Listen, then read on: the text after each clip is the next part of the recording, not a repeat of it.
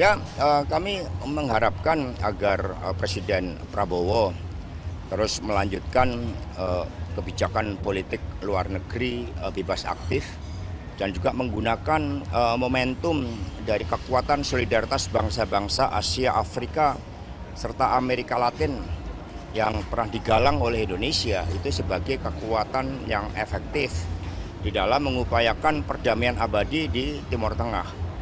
Karena ya, prinsip-prinsip politik bebas aktif itu bertujuan untuk membangun persaudaraan dunia agar dunia bebas dari berbagai bentuk penjajahan. Ya, sistem internasional yang anarkis ini harus dirubah oleh Indonesia, termasuk melalui PBB. Hanya PBB seringkali tidak efektif karena adanya hak veto. Padahal sistem internasional sudah berbeda. Hak veto itu kan diberikan kepada pemenang Perang Dunia Kedua, kecuali Tiongkok itu atas perjuangan kita. Jadi kami mengharapkan justru Indonesia menjadi leadernya, mengambil suatu prakarsa aktif berdasarkan aspek-aspek historis yang telah dicapai oleh Indonesia.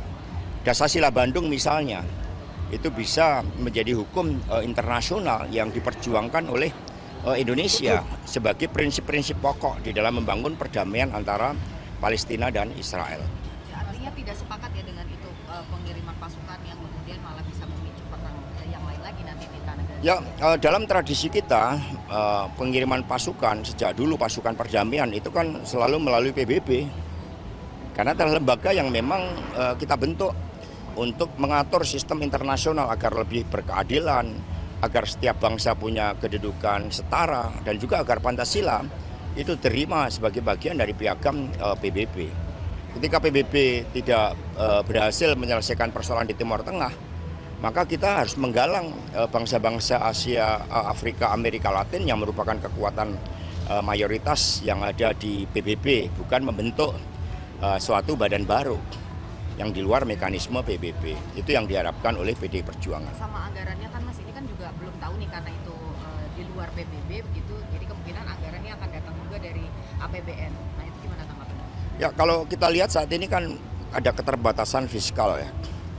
Kita lihat untuk pendidikan saja kita belum merata, kemudian sehingga resolusi konflik ketika itu dilakukan melalui PBB dan dengan menggunakan kepemimpinan Indonesia melalui Prakarsa Indonesia itu akan jauh lebih efektif dan tentu saja biayanya akan jauh lebih murah.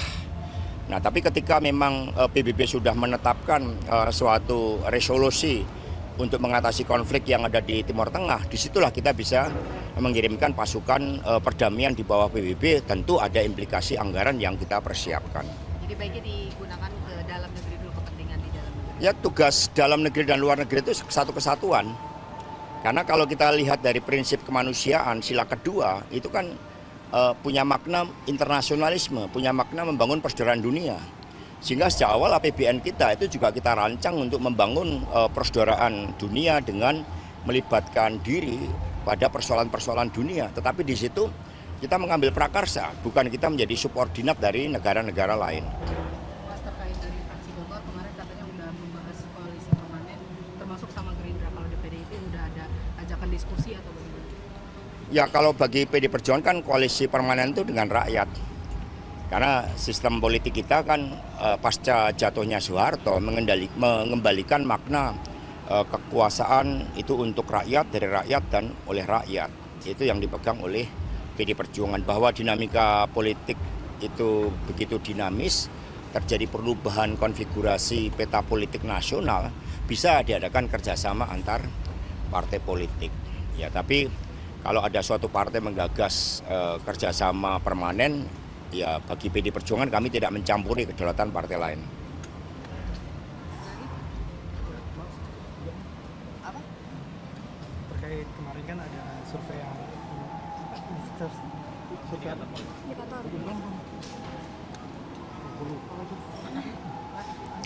Ya, tentang survei ya. Survei ini kan alat untuk mengukur persepsi rakyat. Tetapi apakah sistem politik kita itu memang menjadi representasi bagi hadirnya suara-suara kebenaran. Maka survei baru bisa dijadikan alat apabila persnya itu bebas, ya, menjadi kekuatan check and balances. Kemudian ada kekuatan efektif penyeimbang yang ada di parlemen, karena power tends to corrupt. Maka ada pembagian kekuasaan, ada etika tidak boleh intervensi antara lembaga negara yang satu dengan lembaga negara yang lainnya. Partai politik melakukan pendidikan politik, sehingga di banyak negara survei itu dijadikan sebagai alat dogmatisme kekuasaan.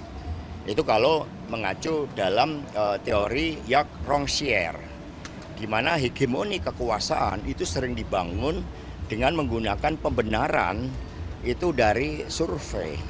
Sehingga survei yang bersifat kuantitatif itu harus dipadukan juga dengan kualitatif. Misalnya untuk mengukur kemiskinan, itu bukan hanya diukur dari angka-angka statistik, tapi untuk melihat kemiskinan faktual. Bagaimana seseorang mendapatkan akses pendidikan, apakah ada kehidupan yang layak secara kemanusiaan, apakah fakir miskin dan anak terlantar dipelihara negara. Itu aspek-aspek kualitatif yang harus dilihat. Jadi bagi PD Perjuangan yang penting kerja ke bawah, turun memperkuat rakyat, dan kemudian agar rakyat punya kesadaran untuk menentukan partai mana yang betul-betul memperjuangkan kepentingan mereka. Partai-partai mana yang turun ketika ada bencana, partai-partai mana yang kemudian mampu melakukan pelembagaan sehingga skala kepala daerahnya itu juga mengukir prestasi bagi kepentingan kemajuan rakyat di wilayah yang dipimpinnya. Itu prinsip-prinsip yang dipegang oleh PD Perjuangan. Jadi kami tidak pernah menggunakan survei itu sebagai alat untuk membangun bandwagon efek ikut pemenang. Tapi survei itu sebagai suatu instrumen di dalam mengukur setiap persepsi dari rakyat. Mas, kemarin kan Abraham Samad itu minta supaya undang-undang KPK ini dikembalikan seperti dulu. PDIP tanggapannya seperti apa? Karena kalau Pak Jokowi udah ngomong itu dia bilangnya dia sepakat katanya sama Abraham Samad. Ya sebenarnya pemberantasan korupsi ini kan amanat dari reformasi. Sehingga ya, seluruh partai memberikan dukungan pelembagaan. Kami secara proaktif sekarang juga merancang kurikulum pemberantasan korupsi untuk menyempurnakan dari kurikulum sebelumnya. Kami adakan beberapa FGD, tetapi intinya di dalam pemberantasan korupsi kalau kita belajar di negara-negara Skandinavia, termasuk di Singapura, adalah ketentuan yang sangat keras bagi aparat penegak hukum. Dari hulu ke hilir tidak boleh melakukan penyalahgunaan kekuasaan atas nama hukum, atas nama keadilan.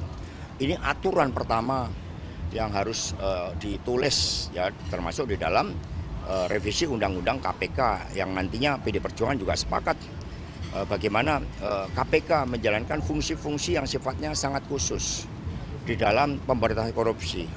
Misalnya masalah kejahatan perpajakan, kemudian illegal logging yang menciptakan kerusakan lingkungan, illegal fishing, kemudian berbagai giant corruption, itu yang harus difokuskan untuk KPK. Sehingga PD Perjuangan juga mendorong adanya suatu penyidik yang sifatnya independen.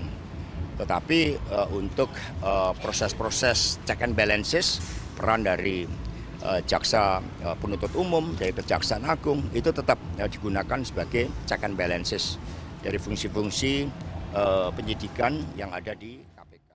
Stay updated, info terkini masih banyak. Jangan lupa subscribe, like, dan share YouTube official OKZone. Dan selengkapnya ada di okezone.com.